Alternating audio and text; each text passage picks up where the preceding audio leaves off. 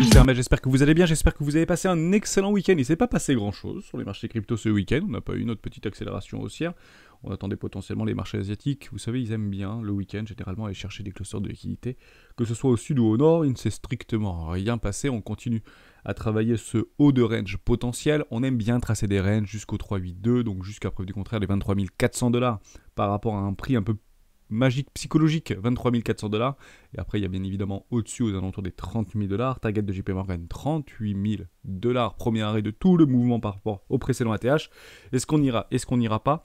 On va en parler dans cette vidéo.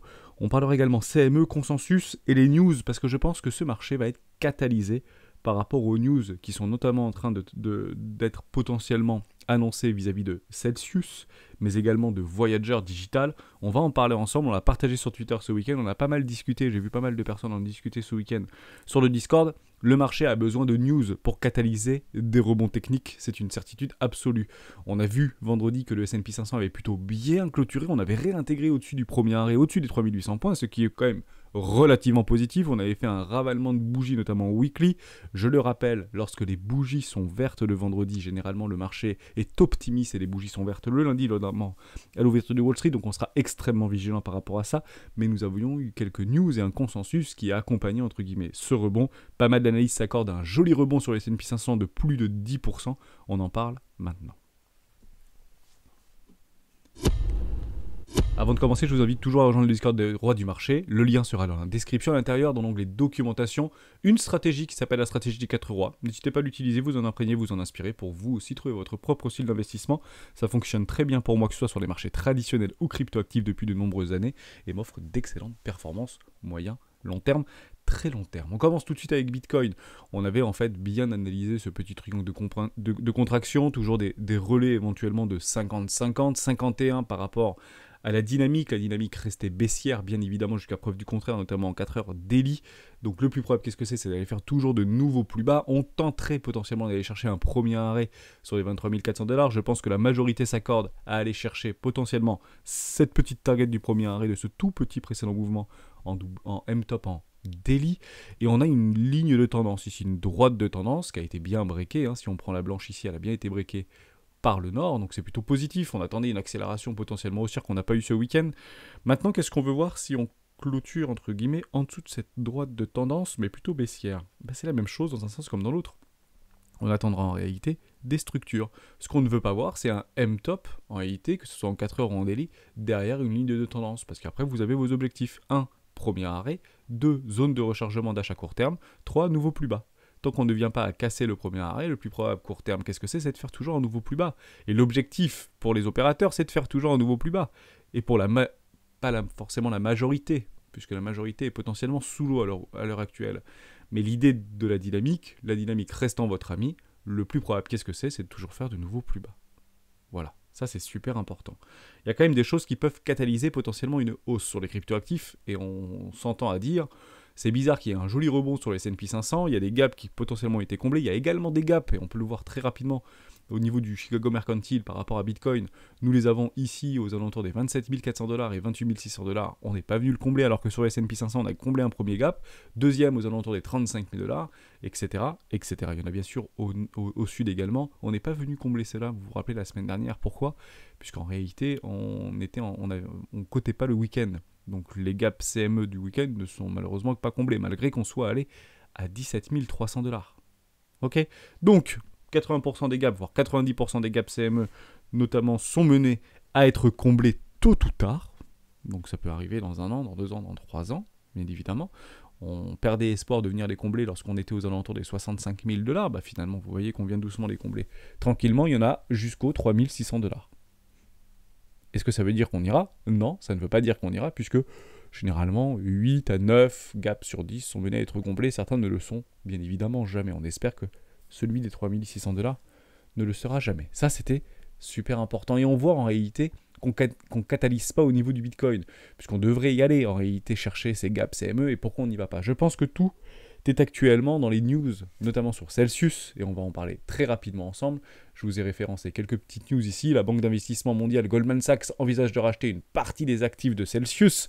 Donc il essaie de réunir environ 2 milliards de dollars, si ce n'est plus bien évidemment, pour essayer de racheter à bas coût, potentiellement lors d'une liquidation ou un dépôt de bilan, pour aller chercher l'intégralité des cryptoactifs de leurs déposants. Alors, je reprends un petit peu dans l'idée parce que ça tourne pas mal sur les réseaux sociaux. Je ne sais pas si vous avez, entre guillemets, des cryptoactifs directement qui sont dans les protocoles, notamment de Celsius. Est-ce que vous allez les récupérer? Est-ce que vous n'allez pas les récupérer? En réalité, c'est assez simple. À peu près partout dans le monde, au niveau des pays occidentaux et capitalistes, vous avez toujours en fait des règles à respecter par rapport à une liquidation ou par rapport à un dépôt de bilan. Les premiers à se payer, c'est le fisc. Vous prenez en réalité le bilan, vous regardez ce qu'il y a comme sous-sous dedans, vous regardez quels sont les dépôts des clients, et vous allez commencer par payer le fisc. Ensuite, le fisc vient les salariés. C'est toujours la même mécanique. Ensuite, vient les clients et les fournisseurs. Celles et ceux qui ont actuellement des cryptoactifs sous gestion, c'est Celsius. Et en dernier, vient les dirigeants. Et on peut s'accorder à dire que s'ils ont fait un peu des foulichons par rapport aux cryptoactifs, à faire des leviers, pas de leviers, des dérivés, etc., il n'y a peut-être plus beaucoup d'argent.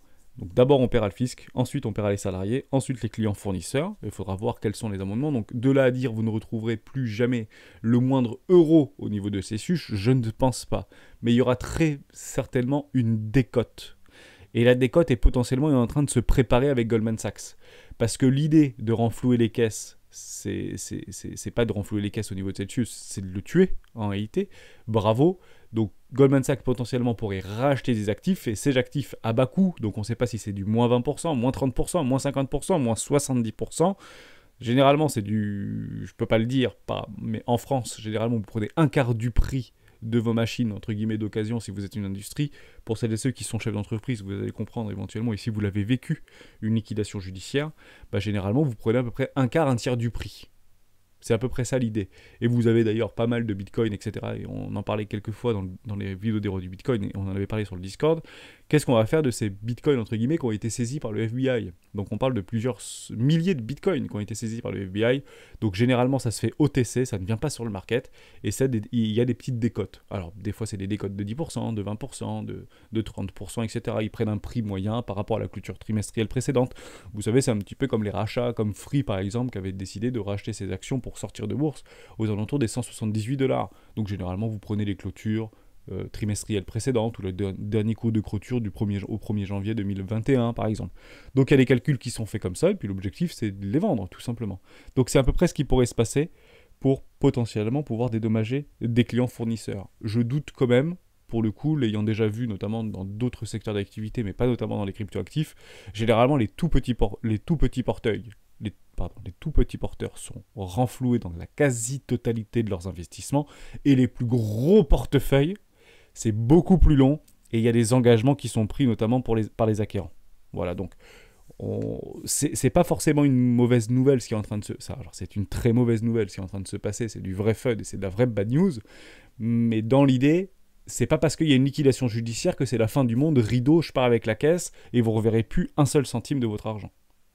Ça, j'en doute, mais ça, c'est plutôt l'expérience qui parle, et je vous inviterai potentiellement dans les commentaires à me donner votre réflexion, et pourquoi pas en discuter dans les Discord des rois du marché, pour qu'on puisse faire en fait un agrégat d'idées, un agrégat de trouvailles sur Internet, pour savoir où est-ce que ça en est, en sachant que Celsius est extrêmement discret, ils n'ont pas parlé depuis le 20 juin dernier, voilà pour ça. Donc on attendra potentiellement des news, des bonnes nouvelles, par rapport à ce type d'événement, pour pouvoir catalyser un rebond haussier. Donc tant qu'on n'a pas ces nouvelles-là, tant qu'on est dans le silence, le marché en fait se cristallise et accumule des liquidités, que ce soit au nord ou au sud. Le marché décidera bien évidemment là où c'est le plus rentable pour lui. Ça, c'était la première chose. Deuxième chose, vous avez aussi l'exchange crypto FTX renfloue la plateforme de prêt BlockFi. Donc il n'arrête pas, bonhomme. Donc voyageur, capital, tout ce que vous voulez. Donc il est en train de faire le Robin des Bois et le bon samaritain. Non, il n'est pas du tout en train de faire le bon samaritain. C'est un requin qui va chercher des opportunités. Et c'est des opportunités potentiellement en or massif. Je rappelle un petit peu l'idée de ces actions-là. Parce que vous vous appelez FTX, ou vous vous appelez Goldman Sachs, ou JP Morgan, ou Société Générale, ou Bernard Tapie, c'est un petit peu la même idée si vous voulez. Vous allez chercher des pépites qui potentiellement sont dans une énorme difficulté par rapport à des erreurs stratégiques. Et derrière, vous allez regarder ce qui est peut-être bénéfique pour vous sur du très court terme. Parce que l'objectif de ces événements-là, c'est de faire un rendement très fort dans du très court terme. En somme, toujours les 4 piliers ou les 5 piliers, si vous voulez. Le premier pilier, c'est pourquoi ça m'intéresserait de racheter une boîte comme Voyager ou entre guillemets, prendre des parts de Voyager ou BlockFi ou d'autres cryptoactifs ou d'autres projets cryptoactifs, quels qu'ils soient. Ça peut aussi intéresser, pourquoi pas Celsius, hein, ça peut être intéressant dans ce sens-là. On rachète la notoriété. Ça, c'est super important parce qu'il y a des financements qui sont extrêmement importants, qui ont été investis dans ces projets-là, notamment d'un point de vue communautaire et de marketing. On rachète la notoriété. 2, on rachète la technologie. Parce qu'il y a peut-être des technologies qui peuvent être intéressantes, notamment pour notre ami de chez FTX. 3, les clients. Et oui, bien évidemment. On rachète également les clients, toute la base client. Et des clients, vient les salariés, les talents. Ça, c'est super important. Il y a peut-être des génies qui travaillent dans ces boîtes-là qu'on ne veut pas voir partir. Et il y en a des génies qui travaillent aujourd'hui dans les marchés, notamment des cryptoactifs. Ils se barrent depuis des années de la Silicon Valley et des startups de chez Google, de chez Apple, justement pour aller travailler dans des projets un petit peu en mode Far West, si vous voulez, dans les garages. Mais ce sont des tronches, les mecs. Ce sont des génies qui vont travailler là-bas. Donc, potentiellement, de récupérer les talents dans un potentiel unique de récupérer un gros magot dans un minimum de temps. C'est vraiment l'idée, si vous voulez, de ce type d'initiative. Donc vous voyez ça comme, ou on voit ça avec un, et je me mets dans le, nous voyons ça avec un N majuscule, et je me mets parfaitement l'eau comme un peu Ramba des Bois ou un bon samaritain. La réalité est tout autre dans 99,9% des cas. Je vous inviterai d'ailleurs à regarder une vidéo sur Money Radar vis-à-vis de Bill Gates. Elle est sortie il y a quelques mois sur la fâche cachée de la fondation de Bill Gates au niveau de sa fiducie. Regardez, c'est très intéressant, mais c'est la réalité pure en réalité. Le Robin des Bois des taux modernes, j'en connais un potentiellement, il s'appelait l'Abbé Pierre, mais j'en vois pas beaucoup, quoi. Et surtout pas dans ces milieux-là. Donc attention à ça. Mais ça ne veut pas dire que ce sont des mauvaises nouvelles. Ce sont bien évidemment de très bonnes nouvelles. Nous sommes sur un marché d'argent, bien évidemment. Donc ça, c'était super important. On fait un tout petit tour côté Coinalyse, etc. pour regarder ce qui se passe. On a toujours un CVD qui est relativement croissant au niveau du spot. Pareil au niveau des contrats futurs, c'est normal. Quand on commence à cristalliser, on essaie d'avoir des breakouts, on essaie de les jouer avec peut-être un tout petit peu trop de levier. Donc faites attention à ça. On a bien dégonflé sur les jours précédents. On est toujours sur un ratio long short relativement équilibré. En daily, donc ça fait longtemps qu'on n'avait pas vu ça. On peut bien évidemment faire un breakout à la hausse. On peut l'attendre et on peut l'encadrer. C'est pas une certitude absolue, mais vu les niveaux de prix et si c'est bien canalisé par des bonnes nouvelles, entre guillemets, on pourrait avoir ce rebond haussier puisque généralement c'est le S&P 500 qui donne la direction et jusqu'à preuve du contraire le S&P 500 nous a donné une bonne direction. Donc soyons patients, mais on fera peut-être de la chasse à la liquidité, je dis pas le contraire, on pourrait faire une petite mèche un petit peu de l'enfer pour aller chercher des précédents lots juste ici aux alentours des 20 400, 20 800 $, on peut faire une accélération baissière tout de suite racheter pour repartir. C'est à peu près ce qu'on avait vu d'ailleurs ce week-end, je sais pas si vous l'avez senti, c'était juste ici. Il y avait beaucoup de personnes qui disaient on achète le breakout au niveau des 26 675 $. On est en 4 heures, on a bien clôturé, c'est plutôt joli d'ailleurs. Hein. On a clôturé au-dessus des 21 675 $ prix rond. Derrière, on fait le ravalement et on va chercher quasiment des clusters un tout petit peu plus bas, mais on n'est pas cherché ces stops. Dès lors, pour moi, ces bougies-là, c'est pas forcément des bougies de ravalement ou d'indécision, c'est plutôt un combat de titans qui sont en train de se dire qui ira chercher les liquidités de l'autre en premier. Et je suis plutôt content de voir qu'on ne vienne pas chercher ces liquidités juste en dessous. Alors qu'il y a vraiment des stops évidents ici, ici, ici, ici, ici, ici et tout en bas. Et le fait qu'on ne vienne pas les chercher, c'est un peu ce qu'on avait ressenti en réalité dans les shorts. Juste là, vous voyez, on ne vient pas chercher les shorts, on ne vient pas chercher les shorts, on ne vient pas chercher les shorts. En fait, les shorters ne sont jamais inquiétés. Bah ça, c'est une dynamique baissière bien maîtrisée. Puisque les shorts et les vendeurs à découvert ne sont jamais inquiétés. Et on est quasiment en train de voir la même chose, mais là dans un petit canal haussier. En 4 heures, court terme, on ne vient pas, entre guillemets, inquiéter les acheteurs à levier actuellement. Ça ne veut pas dire qu'on ne peut pas aller les chercher de façon extrêmement rapide. Ici, voire ici. Ok, mais jusqu'à preuve du contraire, pas trop inquiété côté des longues. Donc c'est plutôt une bonne chose. Maintenant, on finit juste sur Trading Like. Je trouvais ça intéressant potentiellement d'y aller faire un tout petit tour. Il y a quelques personnes quand même qui sont bien bloquées jusqu'à preuve du contraire et on continue à le dire. Donc, pour moi, hein, ce ne sont pas les vendeurs à découvert qui sont en train de tirer la langue, c'est plutôt les acheteurs. On le voit extrêmement bien ici. Et c'est juste pour potentiellement casser une idée reçue, quelles que soient les bougies vertes très verte qu'on voit potentiellement jusqu'à la clôture trimestrielle, on finira juste là-dessus au niveau du S&P 500, parce que c'est intéressant ce qu'on est en train d'observer. Bah, très honnêtement, l'objectif premier de toutes ces personnes qui sont coincées, c'est pas de gagner de l'argent et d'envoyer le Bitcoin to the moon, puisqu'ils sont déjà en position. L'objectif, c'est de sortir à break-even.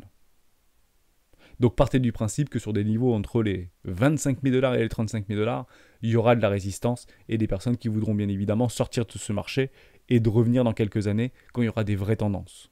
Et c'est pour ça qu'on s'accorde souvent à dire que tant qu'on ne vient pas casser le premier arrêt, le plus probable, qu'est-ce que c'est de faire de toujours de nouveau plus bas. Partez du principe que si on commence à arriver là-dedans, l'objectif de toutes les personnes qui ont long ce marché debout sur la table, c'est de sortir. C'est de sortir. Donc est-ce que oui ou non le marché sera suffisamment baissier avec des vendeurs à découverte debout sur la table pour entre guillemets aspirer à break-even les whales qui sont actuellement coincés pour pouvoir sortir entre guillemets plutôt moins safe, pour pouvoir pousser le Bitcoin beaucoup plus haut, jusqu'à preuve du contraire on n'en sait strictement rien. Mais partez du principe que ça ne va pas être du gâteau de traverser tout ça. Sauf s'il y a des news fondamentales, etc. Et notamment au niveau des consensus. Je voulais vous en parler d'ailleurs de ces consensus. C'est pour ça qu'on a potentiellement des petits rebonds au niveau du S&P 500. Plutôt positif, hein. Jusqu'à preuve du contraire, on va passer en trimestriel, parce que c'est ça qui nous intéressera. Je vais aller ici, plutôt j'avais fait un petit travail. Voilà. Donc, premier arrêt très court terme depuis le crack Covid, on réintègre au-dessus, on clôturait probablement au-dessus du premier arrêt, notamment en trimestriel. Le plus probable, qu'est-ce que c'est ? C'est de faire un nouveau plus haut, ni plus ni moins, hein. On a des jolies clôtures trimestrielles. Ça m'aurait vraiment embêté, je vous en avais beaucoup parlé dans les vidéos précédentes, en dessous des 3800 $, quoi. Je me dis, si on commence à clôturer et travailler en dessous des 3800 $, c'est pas bon l'histoire. Bon, on fait des jolis rebonds, ça veut pas dire qu'on va clôturer au-dessus des 3800 $, mais je trouve ça plutôt positif. Après, vous avez, par rapport à la crise de 2008, la crise des subprimes, le premier arrêt qui vient sur une confluence vis-à-vis d'un plateau ici aux 3200 points, beaucoup s'y accordent également, et après vous l'avez un tout petit peu plus bas, c'est le premier arrêt historique par rapport à un S&P 500 potentiellement à 0 $, ou à 20 $, ou 20 points, pardon, c'est pas des dollars, c'est des points, c'est 3000, voilà. Le point psychologique, c'est vraiment les 3000 $ au niveau du S&P 500, est-ce qu'on ira, est-ce qu'on n'ira pas ? La question, bien évidemment, reste ouverte. Ce sera canalisé par l'inflation, ce sera canalisé par les conflits géopolitiques, etc., etc. De mémoire, on aime bien aller chercher les 0,5. C'est pour ça qu'on s'accorde souvent à dire que le marché, notamment traditionnel, aime bien aller chercher les 0,5, enfin les moitiés, par rapport à un retracement Fibonacci, qui n'en est pas un, d'ailleurs. Hein, le 0,5 n'est pas un retracement Fibonacci, mais on le voyait très très bien ici. On est bien venu chercher les 0,5 par rapport au précédent sommet, précédent ATH. Si on vient le faire ici, les 0,5, ça fait relativement bas par rapport à tout le précédent mouvement. On peut le regarder ici, 0,5. On va le mettre en jaune, on le verra beaucoup mieux. Ça fait relativement bas pour le coup, ça fait du 2400 points. On reviendrait chercher, entre guillemets, on annulerait l'intégralité de toute cette hausse depuis des années en arrière. C'est pas ce qu'il faut privilégier. D'accord ? Et on avait fait ce travail-là sur, je crois que c'est sur un live, le live numéro 7 ou numéro 8. Rappelez-vous, lorsqu'on avait vécu, entre guillemets, la bulle de 2000, donc pré-2000, et que c'était en 2002-2003, et que en réalité, le dur du dur, c'est ici qu'on l'avait vécu, on avait fait des jolis rallyes. Après, en 2008, on était aux alentours des 1300 points, je ne sais pas si vous vous rappelez, mais il y avait des pancartes de maisons aux États-Unis, c'était par centaines maisons à vendre, avec des décotes de près de 50%. Et le marché était résilient à ce moment-là. Mais le fondamental rattrape la technique. C'est pas ce qu'on est en train d'observer actuellement. En fait, ça va pas si mal que ça. Pourquoi ça va pas si mal que ça ? Parce qu'avant 2008, il y a eu un avant. C'était que les banques centrales ne faisaient pas ce qu'on appelle de l'ingérence et du quantitative easing. Et après 2008, les banques centrales ont fait le rôle, entre guillemets, des financiers. Et jusqu'à preuve du contraire, c'est pas ce qu'on est en train de voir. En tout cas, c'est pas dans la bouche de nos dirigeants de banque centrale pour dire ce qu'on a fait après 2008, après 2023 par exemple, on ne le fera plus. C'est pas du tout ce qu'on est en train d'entendre. Donc les taux d'endettement de nations, de la France, de l'Italie, de l'Allemagne, des États-Unis, etc., moi je pense qu'un bon petit x2, x3 n'est pas complètement délirant sur les 5 ou 6 prochaines années. Mais ça c'est quelque chose d'extrêmement personnel. Donc c'est plutôt bon ce qu'on est en train de voir. Restons là-dessus, je fais juste un tout petit tour par rapport au consensus. Vous vous rappelez qu'on avait travaillé sur le consensus de 25, de 50, pardon. Après, c'était 2,75, 3,50, etc., etc. Enfin, non, c'était 3, je me suis trompé ici, je ne l'avais pas modifié juste avant. Bref, vous aviez ce consensus-là, vous le retrouvez sur pas mal de sites d'ailleurs, et j'ai remis à jour au niveau des consensus. Donc, c'est plutôt positif. On a rebaissé, hein, en réalité, par rapport au consensus. Donc, c'est plutôt bon signe, pour le coup, puisque ici, maintenant, on a 6 mois d'avance, voire jusqu'à novembre 2022, et précédemment, on ne l'avait pas. On était plutôt sur du 3 mois d'avance. Donc le marché commence à se calmer. On a entre guillemets un consensus au niveau de l'inflation sur le mois de juin à 8,3. Donc actuellement on est à 8,6 sur l'année glissante. On repasserait à 8,3. Donc c'était l'ancien CPI au niveau du mois de mai, avril, pardon. Donc on a potentiellement c'est dû aussi à la baisse du pétrole, etc. Le WT qui a bien retracé, qui est passé en dessous des 110 au niveau du baril. Le dollar index d'ailleurs qui retrace un tout petit peu, donc c'est plutôt intéressant. On a d'ailleurs au niveau du DXY, je crois qu'on a travaillé sous le premier arrêt, donc pourquoi pas un retracement. Bref, au niveau du S&P 500, c'est plutôt positif. Je vais juste regarder en daily pour vérifier avec vous et on finira la vidéo là-dessus. Voilà. On a bien cassé en dessous du premier arrêt. On l'avait fait une fois, on réintègre. Premier arrêt, le plus probable, qu'est-ce que c'est d'aller chercher une zone de rechargement d'achat court terme. Donc pour continuer cette dynamique haussière jusqu'à preuve du contraire, si on passe en dessous des 100 points, l'indice 100 au niveau du dollar index, partez du principe, c'est notre rallye d'été. Hein. Ok. Si on vient à clôturer et travailler là-dessous, c'est notre rallye d'été. On ne s'accroche pas à nos rêves. Hein. Pour toutes celles et ceux qui ont beaucoup de dollars, ça ne va pas beaucoup bouger. Hein. Mais techniquement, on aura un joli signal si on commence à faire ce type de choses et qu'on vient à travailler en dessous les 100 points d'indice au niveau des dollars. Parce que ça va faire travailler beaucoup de mentalité. Ok, on n'y est pas. Soyons patients. Attendons la clôture, bien évidemment trimestrielle. Ce sera important pour nous de l'observer. Mais c'est plutôt positif et on se fait la vidéo d'arbitrage tout à l'heure. Je la refais. Comme ça, elle sera nickel avec un bon son que je vais retravailler. Merci à tous d'avoir suivi cette vidéo jusqu'au bout. Je vous souhaite un excellent début de semaine. On se retrouve tout à l'heure pour la vidéo pédagogique. Ciao.